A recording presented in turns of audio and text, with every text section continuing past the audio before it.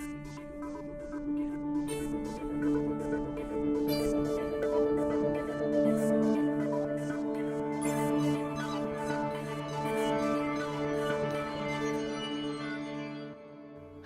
everybody and welcome to the Animation Podcast, a weekly podcast about all things animation brought to you by FilmBook.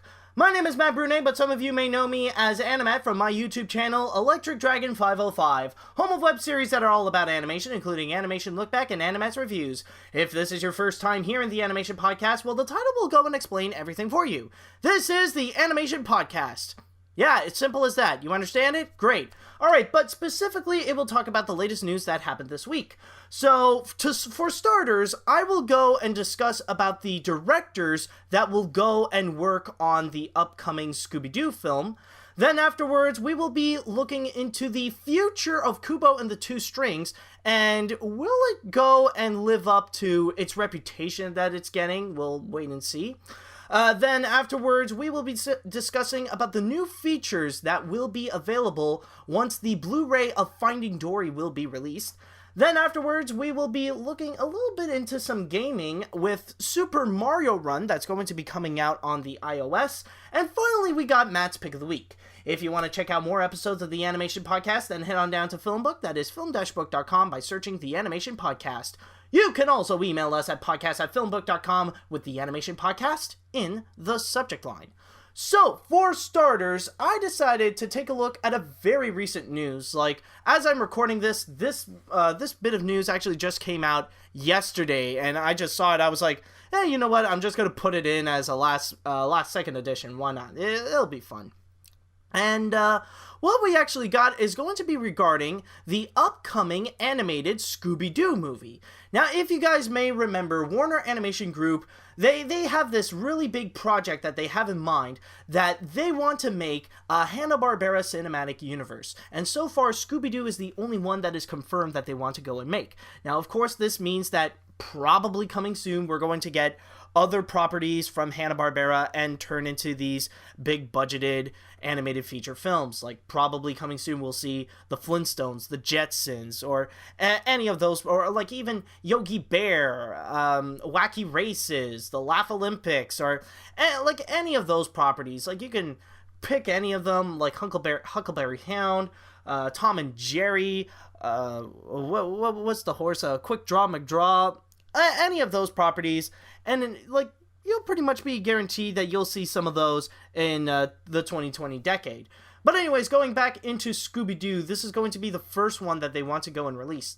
And so far, they did announce that they have Tony Cervone working on the project. Now, Tony Cervone is pretty much entirely devoted to working at Warner Brothers in the animation division. In fact, probably his biggest credentials is that he is one of the he was one of the animation directors of Space Jam. And say what you will about Space Jam, there is no denying that the animation in there is quite phenomenal. It's kind of like an advanced version of what they did with Who Framed Roger Rabbit, taking live action and animation and mixed them together into something that is quite beautiful and something that is actually quite very impressive, I must say.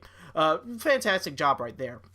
But on top of that, nowadays, Tony has been working on a lot of different animated projects with so many different properties that is pretty much under the like the Warner Brothers banner. I'm talking about properties such as like he worked on projects like the Looney Tunes show, he worked on Tom and Jerry, he worked on the Flintstones, and of course he worked on Scooby-Doo.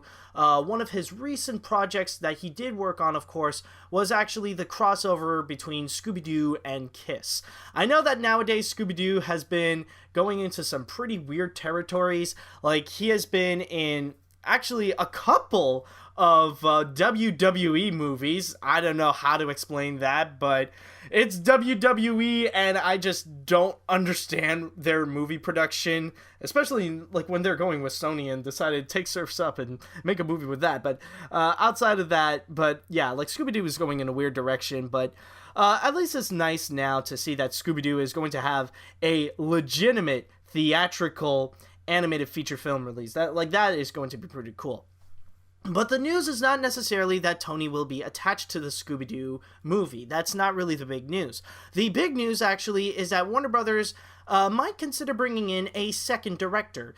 And this guy will actually be Dax Shepard. Now, you may know Dax Shepard more as an actor, doing several different projects, mostly like Parenthood and Robot Chicken, but in recent years, he is trying to develop himself as a director.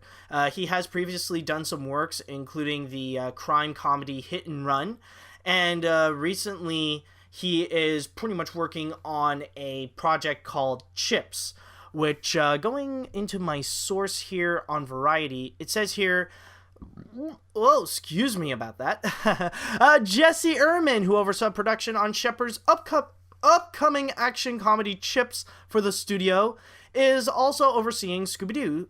He suggested that Shepard to come and meet with the execs on the project after he expressed interest in the property. The studio had always envisioned two directors tackling on the film. And also, I just want to add as well that Shepard is not just going to be the director, but he will also go and co-write the screenplay with Matt Lieberman. And on top of that, one of the executive producers, or the executive producer, will actually be Dan Povenmire, as you may remember from his previous works on television, including Family Guy, Phineas and Ferb, and the upcoming Milo Murphy's Law, starring Weird Al Yankovic. So he's going to be the executive producer on this project. And I must say that when it comes to Scooby-Doo, this is going to be quite interesting. As I previously stated, with Scooby-Doo nowadays, he's just pretty much heading on such a weird direction, especially with all these random straight-to-DVD crossovers and stuff like that. Like, rather it be, like, teaming up with Gene Simmons or John Cena or whatever. Or, I don't know, maybe John Cena was not in any of the Scooby-Doo movies, but I'm just saying, like, as, like, just crossing over with WWE.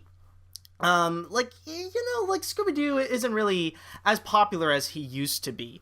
And I can recall back in the 2000s, yes, technically there was the two live-action Scooby-Doo movies directed by Raj Gosnell.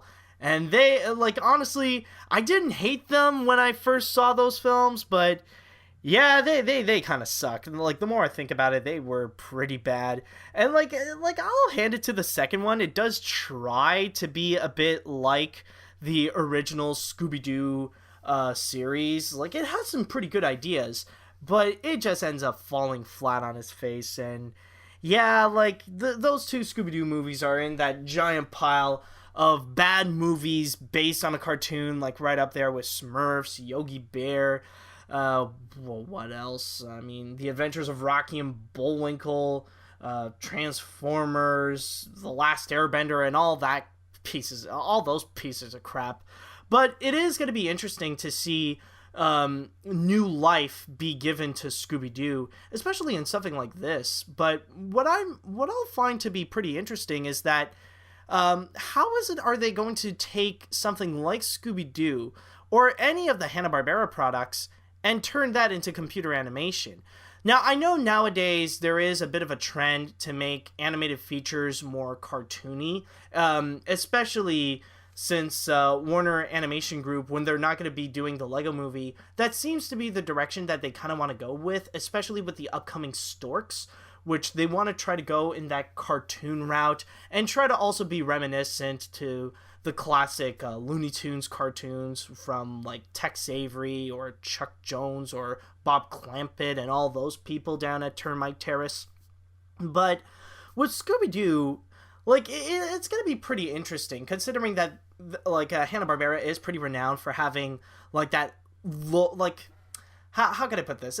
Like, the low budget. Like, yeah, I think that's the best way to the nicest and best way to put it, is that they have this really low budget animation, and how they're going to translate that into like this big budget computer animated feature film will be interesting to see. But I will say that with Scooby-Doo, it is one of the more defined ones, and especially how Scooby-Doo is it really did define how many of 70s cartoons would end up becoming, or like not 70s cartoons, but more like 70s like TV animation.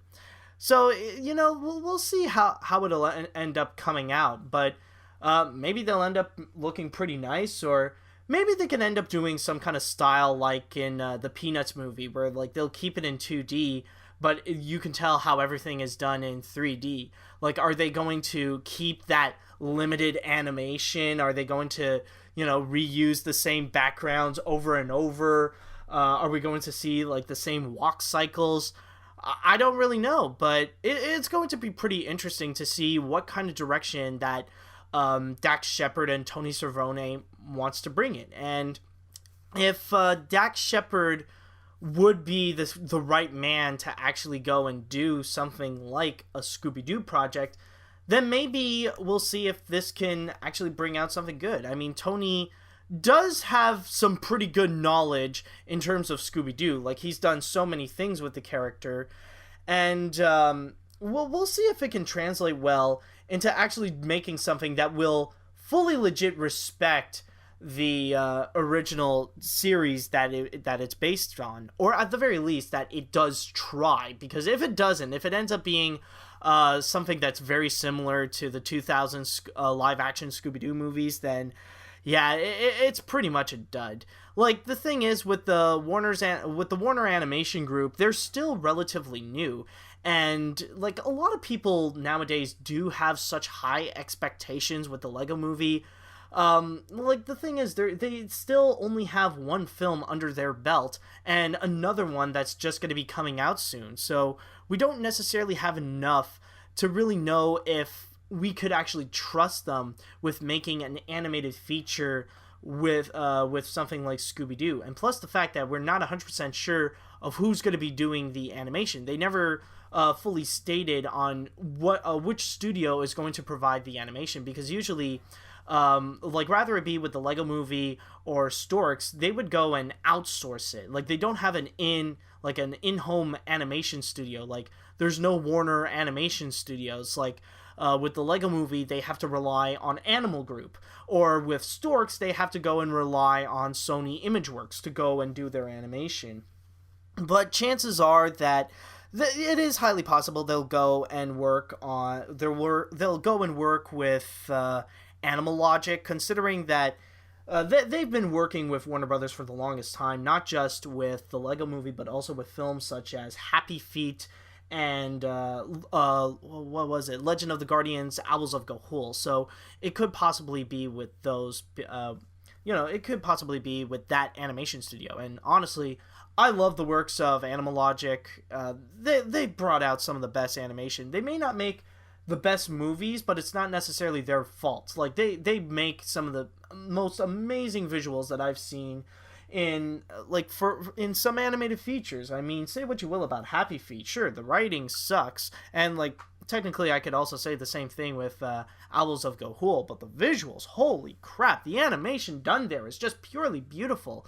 It's like it's nearly realistic looking. It's so beautiful. It's really amazing. I love it. But anyways, we'll just pretty much have to wait and see if Tony Cervone and Dax Shepard can actually do some justice for Scooby-Doo when the movie will be released on September 21st, 2018. Now, for our next story, this is actually a pretty interesting article that I ended up stumbling upon, and it's actually brought to us by Jim Hill. And I have to say that I've read a lot of Jim Hill's articles for the longest time, probably more than a decade.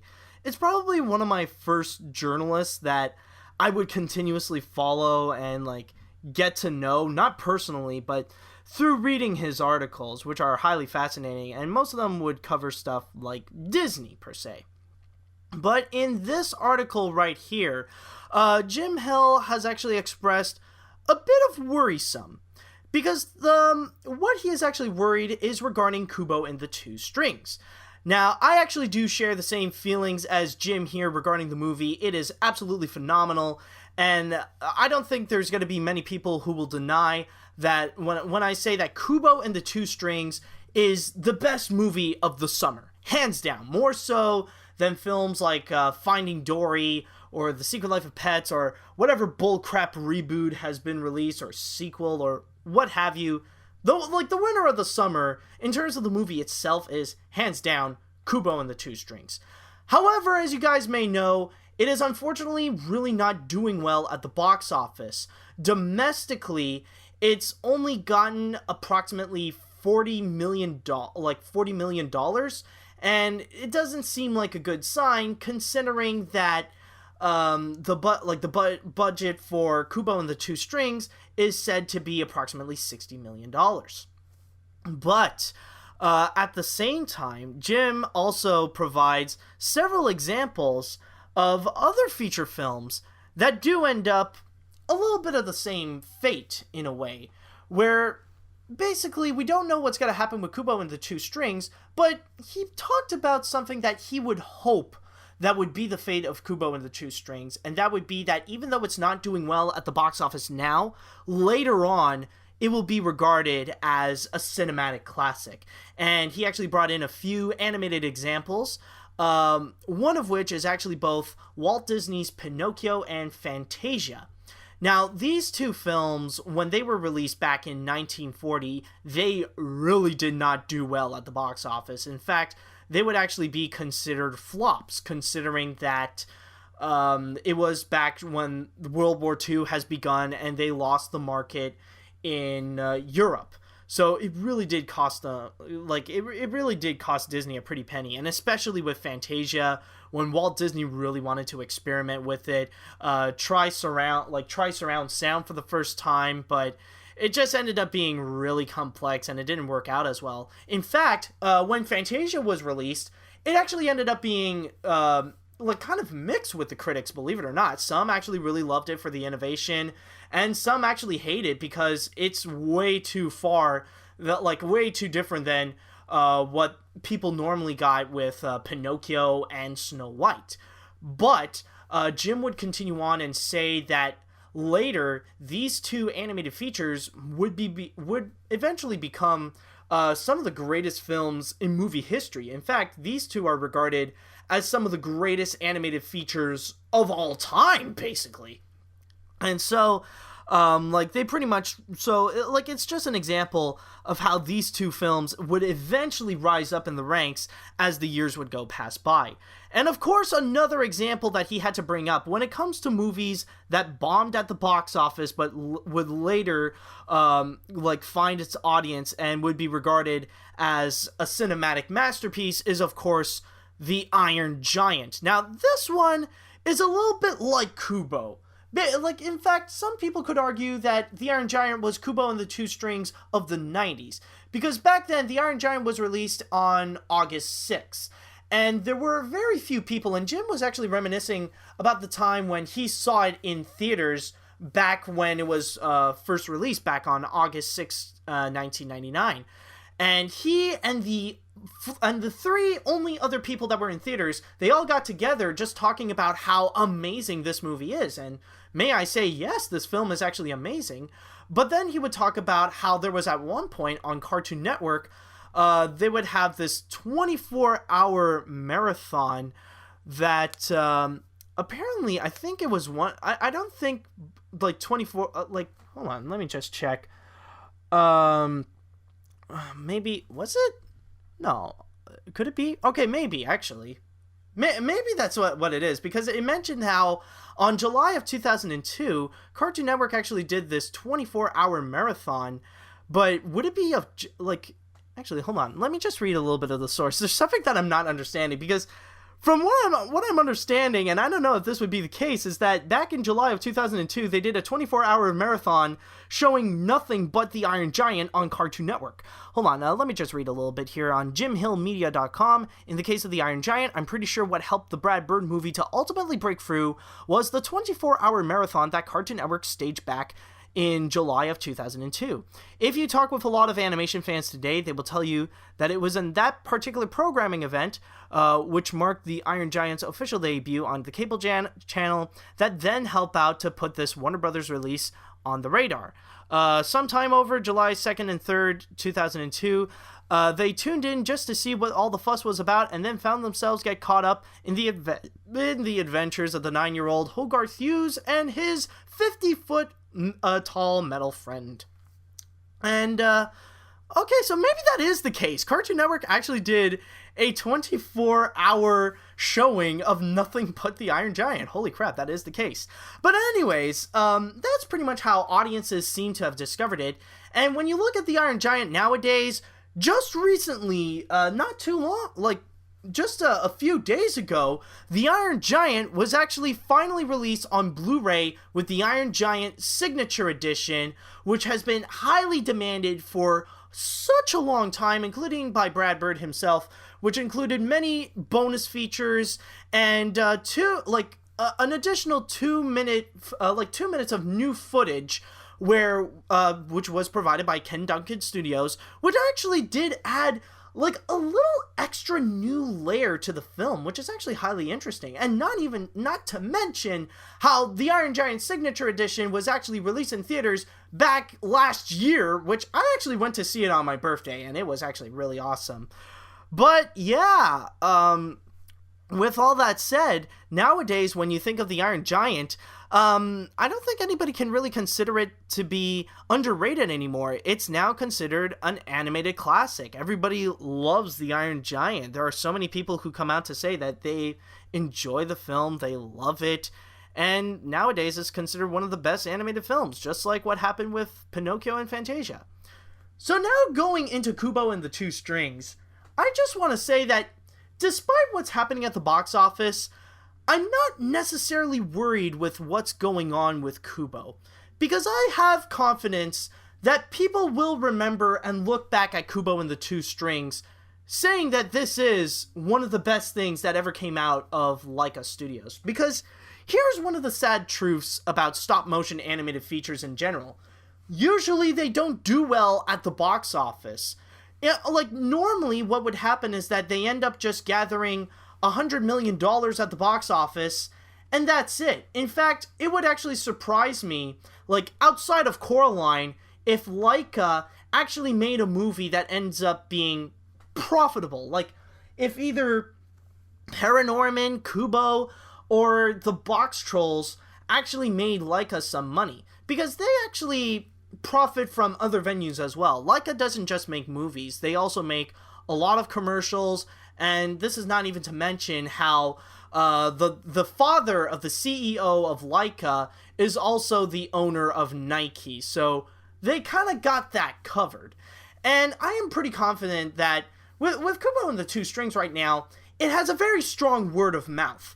Like, you can literally talk to anyone who has seen the movie, except for Chad from Lootoons, that they absolutely adore it. They pretty much said nothing but extremely good things about it, that they said that they love it, that that people need to go see it. It is amazing. And it's with that strong word of mouth is what gives me confidence that things will be alright for Kubo. That eventually it will go find its audience. That maybe the same thing can happen with, it can happen with the Iron Giant, that it will somehow appear on TV and people will get curious about it and will soon discover it. Because I'm pretty sure people will find out about Kubo and the Two Strings one way or another, and people will still keep on talking about the film to this day. I mean, people are still discussing about movies like Coraline, or even what else? Paranorman, or even the Box Trolls. People still talk about those films to this day because they know that despite not doing well at the box office, they know that it's still an extremely good film nonetheless. I mean, I remember, the same thing would be even said for Aardman Animation. They've been doing they've been making animated films for a long, long time, And, like, they have found some success before, especially with Chicken Run and Wallace and Gromit: Curse of the Were-Rabbit. And even with those films, a lot of people would say that those are some of the best animated films ever made. But even nowadays, like, they can have a little bit of a struggle to find profit, like the Pirates Band of Misfits, or even last year's Shaun the Sheep movie. But with with Kubo and the Two Strings, I'm pretty confident things will be fine, and it will eventually find its audience, and it's going to be one of those movies of this decade even that a lot of people will be talking for years to come. And you know what's actually very interesting is that it really does say a lot about how it, like, pretty much, it explains a lot regarding that no matter what happens, whether it be with the critics or even with the box office numbers, it really does explain how those numbers mean nothing when it comes to the longevity of the movie itself. Because I've seen plenty of films, like, they could end up being panned by the critics, or even like they end up being a box office bomb, but they would later on be considered a cult or even a cinematic classic. And like, the opposite way can work as well. Like, a movie that critics absolutely adore, or a movie that made so much money at the box office, nowadays nobody would give two craps about it. In fact, like, a lot of people would open up and say that, you know, it's a piece of crap. And probably the best example that I can find in that category is actually the 2010 Alice in Wonderland. Back then, it was a huge success. In fact, it was actually a revolutionary film. Alice in Wonderland, not only did it make $1 billion at the box office, but it's because of that movie why we're seeing so many like classic fairy tales or classic Disney animated features turn into these live action reboots. It's pretty much the movie that is responsible for all that. However, nowadays, nobody really cares much about that film.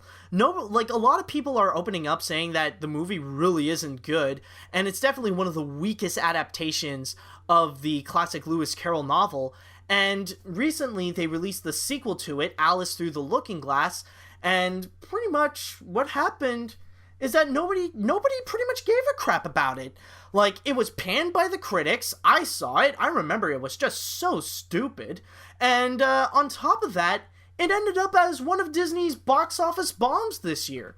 Like, nobody cared. It really just goes to show that the longevity, that even though it made a lot of money and fans adored it back then, nowadays nobody would give two craps about it. And I don't even have to mention about the other way around of how it works. I mean, Jim actually provided a lot of great examples with Pinocchio, Fantasia, and The Iron Giant, nowadays considered one of the greatest animated features of all time. And especially with Fantasia, it ended up as a box office bomb. Critics didn't really like it as much as either Pinocchio or Snow White, but nowadays it's a masterpiece.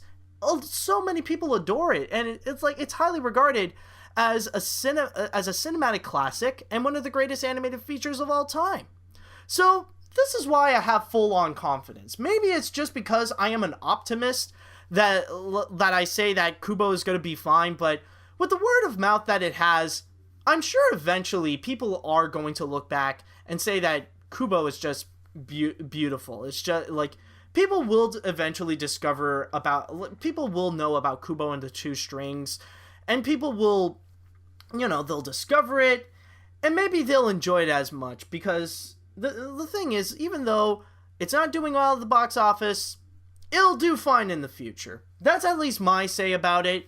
Maybe you never know in the future if, maybe people will not care about it, but, with a movie of this caliber, a movie with this amount of creativity, originality, and quality, it cannot be ignored. Eventually, this is going to be one of those films, also, I'll even throw in, The Secret of NIMH, because that started out as a box office bomb, but nowadays considered a cinematic a cinematic classic, and a lot of people could argue is Don Bluth's magnum opus. But a movie like Kubo and the Two Strings, there is no way that it's going to be ignored by the public. It is just too good to be ignored. Maybe it's not going to be recognized now as a big hit, but you'll see eventually people will be talking about Kubo and the Two Strings. Now for our next story, we are going to be looking at Finding Dory, and so far, with what's going on with Finding Dory, it is absolutely phenomenal. Let me just go and check the box office numbers. Yeah, the thing is with Finding Dory, it is doing extremely well. It's just a few steps away from getting $1 billion at the box office, and it's currently the highest grossing animated feature film of all times. Well, at least in the domestic numbers. Like, it is actually pretty close to getting $500 million domestically. And so far, it seems to be the king. So far, Finding Dory seems to have, they seem to have won the they seem to have won the summer in terms of the box office. But recently, Pixar has announced regarding the Blu-ray of Finding Dory, which I'm pretty sure is going to be a hot ticket item, and this is going to be like the number one present that people will demand to have on Christmas, but we'll wait and see. But anyways, going back into Finding Dory, Pixar has announced that they will be releasing Finding Dory both on Blu-ray and digital HD, but along with it, they have announced the plethora of bonus features that they will have in Finding Dory. And taking my source here from the Pixar Post, allow me to describe to you what are going to be the bonus features included with Finding Dory. There's going to be the theatrical short Piper, which it says, a hungry sandpiper hatchling ventures from her nest for the first time to dig for food by the shoreline. The only problem is that the food is buried beneath the sand where scary waves rolled up onto the shore. One of the most realistic, one of the most beautiful, and one of the most adorable shorts that Pixar has ever made. And then afterwards, we got Marine Life Interviews, an all-new mini-short. Meet the inhabitants of the Marine Life Institute as they remember our favorite blue tang. Then another one, and this is probably one of the most interesting bonus features that they'll have. It's called The Octopus That Nearly Broke Pixar. Pixar's Team Hank unravels the challenges, frustrations, and rewards of bringing to life the studio's crankiest and most technically complicated character ever. And of course, this is going to be about the making of Hank. And then another one is, what were we talking about? This piece showcases the complex roots This piece showcases the complex roots Dory's story took as the filmmakers worked on the construction and comprehensive narrative involving a main character with short-term memory loss. So this one is going to be focusing on the story, basically. And then you got another one called Casual Carpool. What's it like to commute with the voices of Marlon, Charlie, Bailey, and Hank? Join Finding Dory writer-director Andrew Stanton as he drives Albert Brooks, Eugene Levy, Ty Burrell, and Ed O'Neill to work. And then another one, we got animation and acting. How do you create a connection between a human audience and a fish? This behind-the-scenes look behind the curtains examines the process of constructing believable performances through a unique collaboration between the director, voice actors, and animators. And then another one we got is Creature Features. The cast of Finding Dory shares cool facts about the creatures they voice in the film, so pretty much you're going to get Ellen DeGeneres just coming out saying, "Did you know that blue tang's me?" And then Albert Brooks will come in and is like, "Hi, I'm Albert Brooks. Did you know that clownfishes have 3 stripes?" Anyways, we got another one called Deep in the Kelp, which it says, Disney Channel's Jenna Ortega guides us on a research trip to the Monterey Bay Aquarium to show how far the Finding Dory crew went to make Dory's world feel real. Then another one we got is Skating and Stretching with Jason Deemer. Finding Dory character art director Jason Deemer talks about how he got to Pixar, how he draws the characters in the film, and how falling off a skateboard teaches you lessons you can use in art and life. Then another one we got is Dory's Theme, a spirited discussion among the composer, music editor, and director of Finding Dory about the music elements that shape Dory's quirky and joyful theme. Then another one we got is A Rough Day on the Reef. Sometimes computers makes mistakes. Here you'll see some of the funny, creepy, and just plain bizarre footage the crew encountered while making Finding Dory. Oh, I remember those. Anyways, and on top of that, we also got a couple of the standard ones that you would find on the a bonus feature on a Blu-ray or DVD. We got a commentary from director Andrew Stanton, co-director Angus MacLean, and producer Lindsay Collins deliver their personal perspective on Finding Dory. And on top of that, you also got deleted scenes with an introduction by Andrew Stanton. Now, I'm not going to spend my time discussing about all the deleted scenes. You'll have to find out for yourself. And on top of that, you also got they'll also have the DVD, which will only feature the theatrical short Piper and the commentary. It also says, in addition to the noted features, the official YouTube channel for Disney Movies Anywhere revealed a short video showcasing where you can find 2 of the most popular Pixar Easter eggs. Anyways.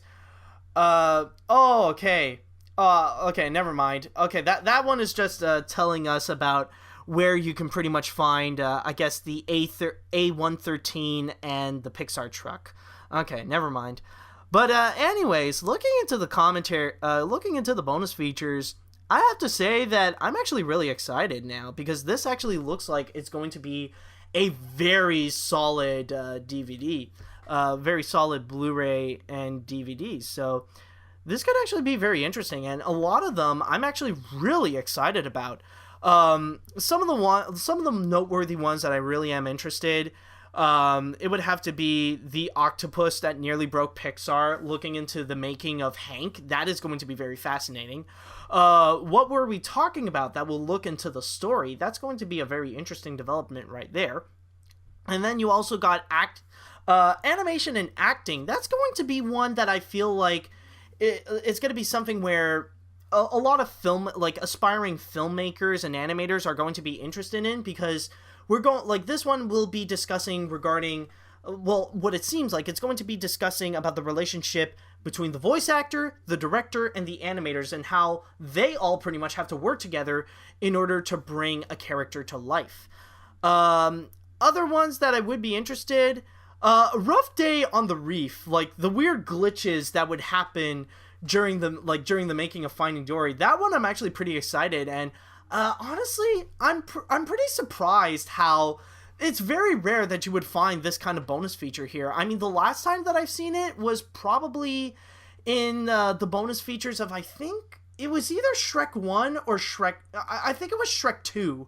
I think like there was a bonus feature on Shrek 2 where you see all the different glitches, or I think like maybe DreamWorks has done a few of those. Maybe they did it also with Madagascar or something like that. But I remember in Shrek 2, that was a pretty hilarious bonus feature. And, it's actually pretty fun to see that Pixar is going to bring that back as well. And one more bonus feature I would have to say that I am pretty interested to see would have to be the skating and sketching with Jason Deemer. To see, it's always interesting to meet and introduce ourselves to new artists, especially like ones working in such a huge industry, especially like Pixar or something like that. It's going to be fascinating to see what Jason Deemer has to say, and just give us a little piece of philosophy on animation and life. So overall, this looks like it could end up being a very interesting Blu-ray altogether.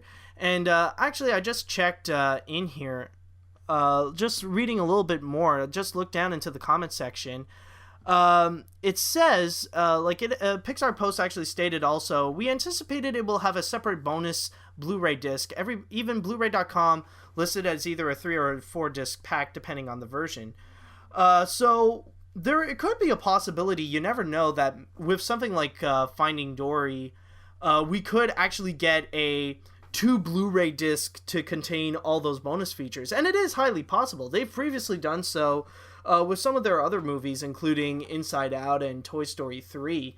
They didn't do that with The Good Dinosaur, but they didn't want to put in as much effort into it, considering that it did flop, and it's not considered one of the best Pixar films out there. But if it does end up with 2 Blu-rays, then I'm definitely sold. I'm all for it. But I'm definitely excited to see the Finding Dory Blu-ray, what it will have in store for us.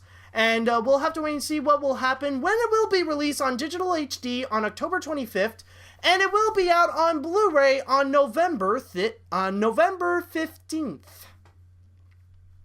Now for our next story, we're going to take a little break from animation and discuss a little bit about some games. Last time I talked about Pokemon Go, and apparently they're going to have a new buddy system, which I think it's going to be out now, or chances are, as you're listening to this, it's probably out, it's probably released, but I'm not 100% sure. We'll just wait and see about it. But anyways, Apple actually had a very special event going on where they actually revealed the iPhone 7, and let me be honest with you guys, it looks like a piece of crap, especially when they have to take away the phone jack and replace it with two little thingies that are just gonna pop out of your ears. That is just 200. 200. Sorry, I was about to sneeze there. Okay, it didn't. Okay, never mind. Okay, sorry about that. But anyways, yeah, as I was saying, the iPhone 7, yeah, it looks like it's gonna be a piece of crap. But they also brought in Shigeru Miyamoto, revealing the first ever official Nintendo game that is going to be an exclusive for the iOS, which is Super Mario Run. And I've seen many of the footage that they have in there, and basically what it is that Mario is going to continuously run, and you have to tap the screen in order to make him jump. And the goal is to go and collect as much coins as you can. So it's almost in the same levels as something like Temple Run, or even Sonic Dash, or any of those games where like you have to run and you got to do a simple command to have the character do something. And what it says here, going deeper into my source in Anime News Network, the game will be similar to other Mario platform games, but playable with one hand. The game will have a Toad Rally mode for competitive, open-ended gameplay with no flagpole at the end. Super Mario Run is slated for a December 2016 release and will have one set price without further purchase required. So, like, you'll just have to pay once and you don't have to, make any more in-game purchases. Nintendo was also offering a sticker set for Apple's iMessage service.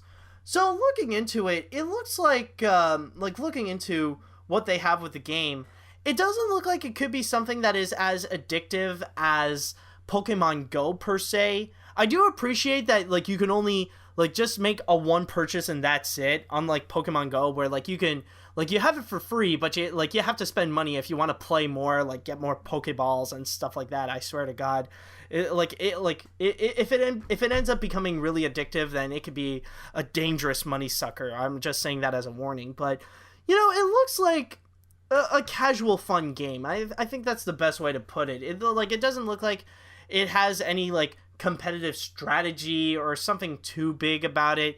It's just it's just a simple casual game. And I guess you could say that with all iPhone games, because I have yet to find an iOS game or even a game that you would play on your phone that would be it has a lot, that would require a lot of thinking, a lot of gameplay, or a lot of story into it. Something as much as an actual game that you would find in a console, or even a handheld game on the 3DS or something like that.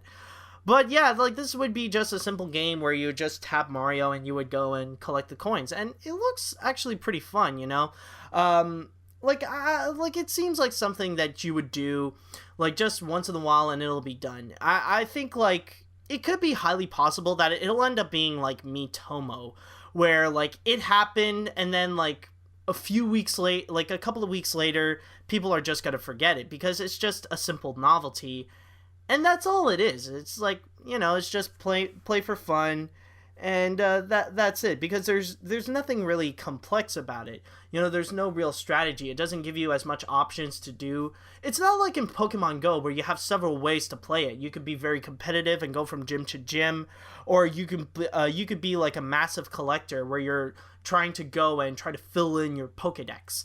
But with Super Mario Run, it's just, complete levels, grab coins. It's gonna be like most other Mario games, really, where you just got to go from one level to another, and when you're done with it, well, you're done with it. So maybe it could be fun. Actually, like, I can guarantee that this Mario game is fun, but it's going to have a short lifespan. Like, I don't think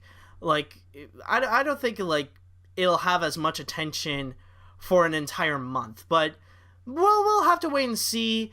And just remember that the Super Mario Run game will be released on December 2016 at the end of this year, exclusively for Apple products on the iOS. And finally, we have for you guys Matt's Pick of the Week. Now, surprisingly enough, I do not have a story for you guys for this week. Nope, not a single one.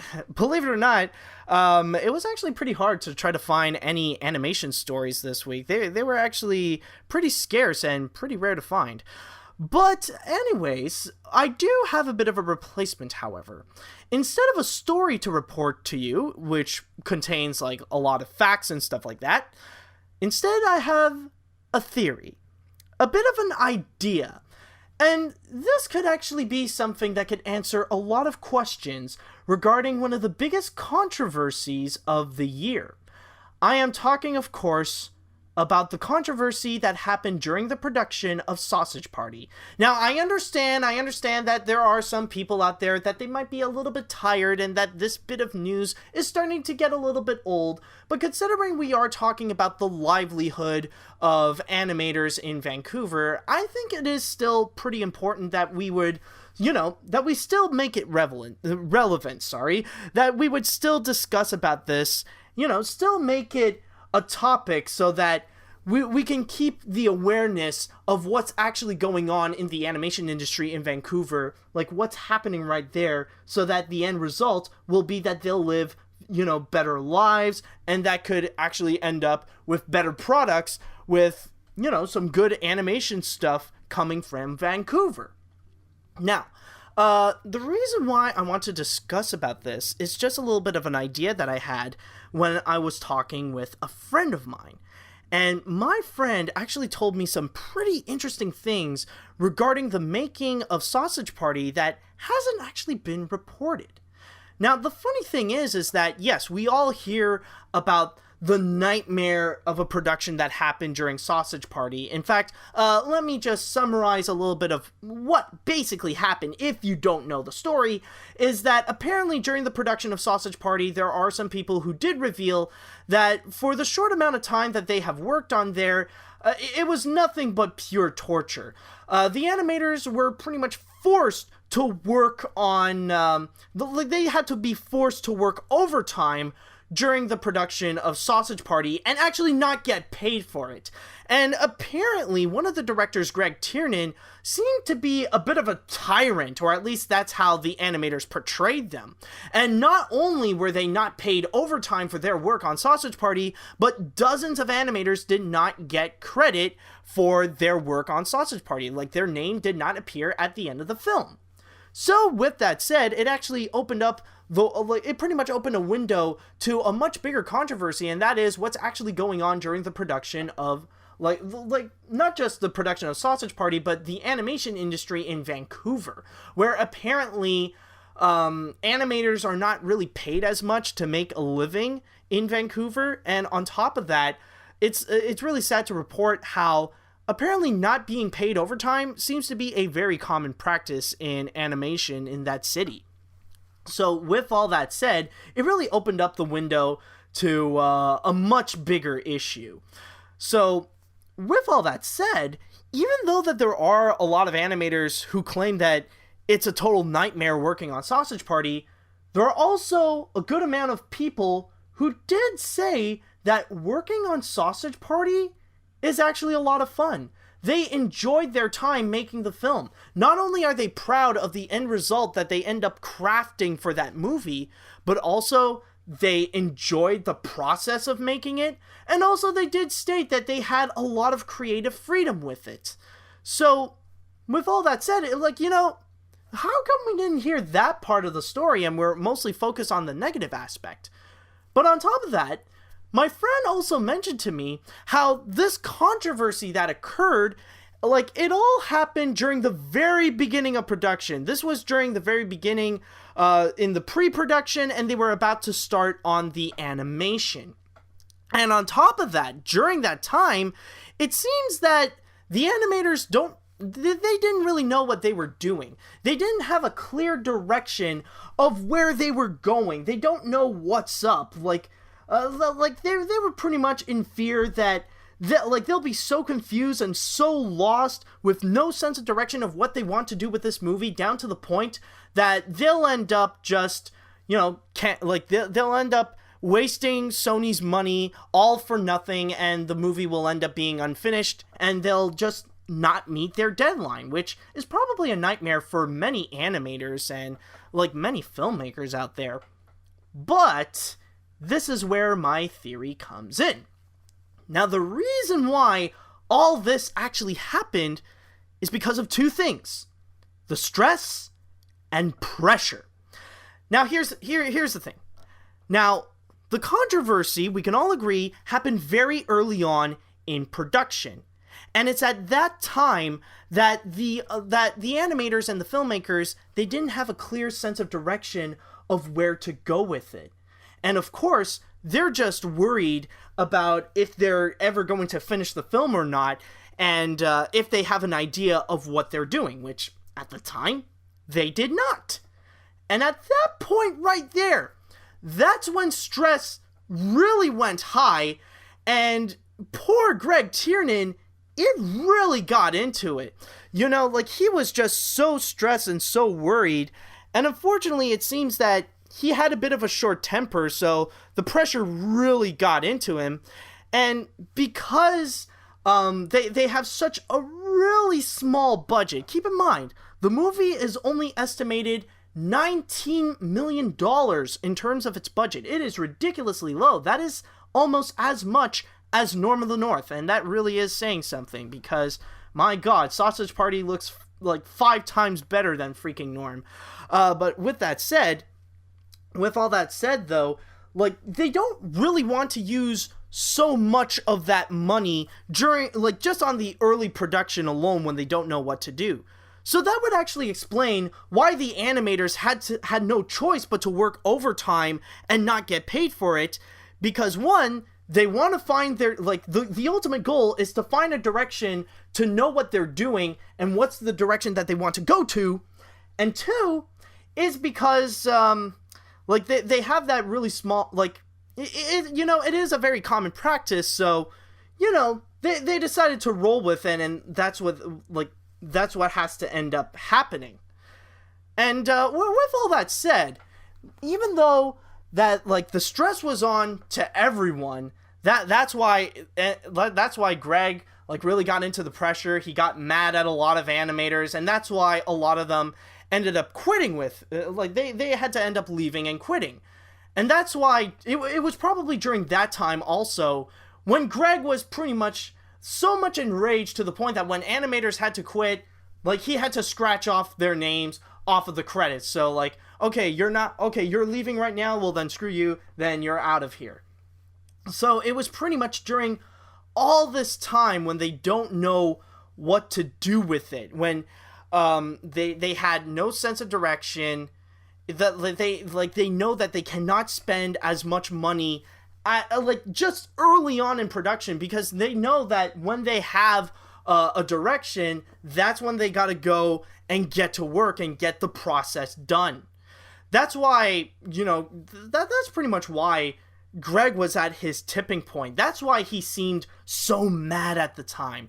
That's why, like, he was so mad at the animators, because they didn't really know what to do, and, like, they're just stalling for time to figure out what are they going to do with a movie like Sausage Party.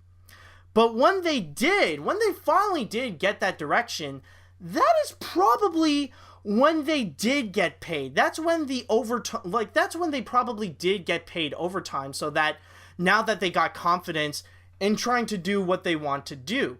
That's probably where the reports where you would hear some animators actually enjoying their time making Sausage Party. And also, like, there is also the reports of how Annapurna stepped in and they saw that apparently the process is fine. Apparently that animators are getting paid and they are getting treated well for working overtime. So that could probably explain that. And another thing that I would like to add as well regarding Sausage Party itself is that, of course, there would be so much stress and pressure in the making of this film, because keep in mind, we are talking about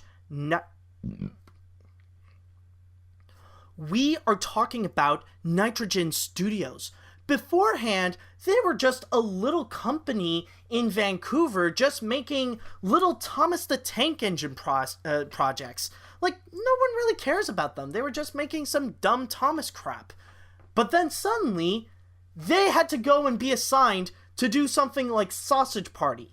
Now, not only that they have to suddenly work on this R-rated animated feature film, but we're talking about a movie that is pretty much a mainstream, wide-release animated feature film that also includes an all-star cast like Seth Rogen, Jonah Hill, Kristen Wiig, Edward Norton, Bill Hader, Selma Hayek, all those people working on this project. This would be something that Sony Pictures Imageworks should be working on, not some small studio like Nitrogen. So of course, the pressure would be at its max for working on a project like Sausage Party.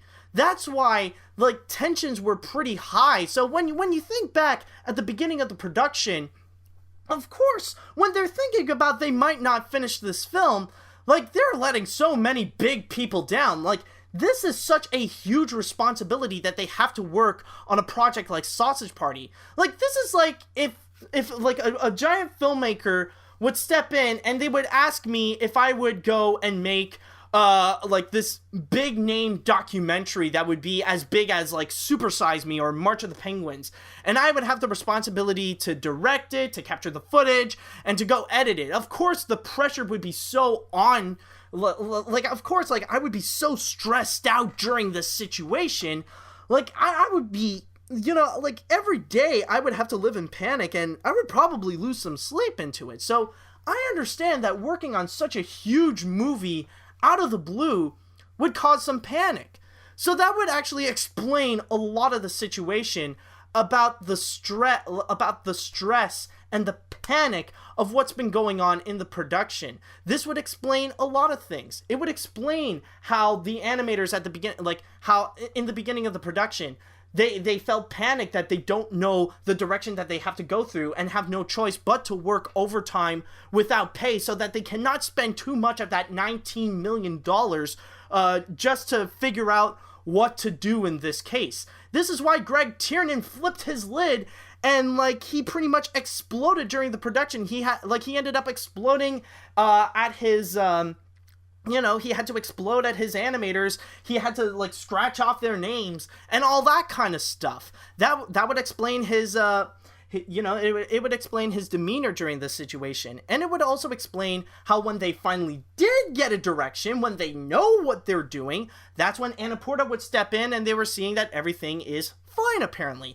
That's when the payment for overtime would actually step in. Now, I just want to say this right now, that even that with this theory, which, keep in mind, like I said before, this is just a theory. Maybe this did not happen. Maybe what I'm saying is 100% bullcrap. Like, it doesn't, like, even though if this is all true, it doesn't necessarily clear many things. Like, it doesn't leave Nitrogen Studios and it doesn't leave Greg Tiernan off the hook. Like, it doesn't take away the fact that a lot of the animators did not receive credit. It doesn't take away the fact about some of these animators did not get paid overtime, regardless of when the production happened. And it doesn't change about what's going on in Vancouver. Like, this is probably one of the best things that happened during the production of Sausage Party, is that it really opened the door to what's actually going on in the animation industry in Vancouver. And through all this investigation, we'll see if things could end up for the better for for Vancouver animators, and maybe they'll end up with an animation union where, like, they'll be certified and fully confident that they can work and make a living at the same time. Like, now, it doesn't answer a lot of the questions, but it does answer some really good ones, and it would definitely open up the case. Well, actually, not open up the case, but I mean, like, it would definitely answer some questions regarding Sausage Party itself and what happened with Nitrogen Studios and Greg Tiernan. So at least, like Nitrogen and Greg would not be seen as like this evil corporation, and Greg is not on the side, like dressed up like Snidely Whiplash, like looking at his animators working overtime and holding like a bunch of $20 bills, just twirling his mustache, going ha ha ha ha ha ha ha. You know, like, it would probably answer some questions. But then again, like I said before, this is just a theory. Maybe not all of this is true. I am not expecting everything that I said is 100% factual, but, you know, I'm just trying to contribute and trying to help this situation. Honestly, I would like to see something good to come out of this. I would love to see justice for the animators. I would love to see them get both paid and credit for the entire work that they have done. You know, I just want to contribute and help and hopefully, you know, have a better world for the Vancouver animators out there. So hopefully this can answer some questions that it's not really the case because the Vancouver animation industry is evil. It's just that when it comes to Sausage Party and the making of Nitrogen, they were just under the pressure of making a big name R-rated animated feature.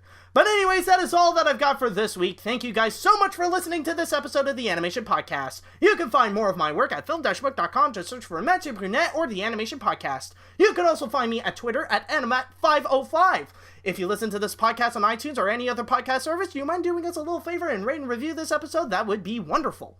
And if you are listening to this podcast on YouTube, then hit that like button in our video and leave us a little comment on your thoughts about the news this week.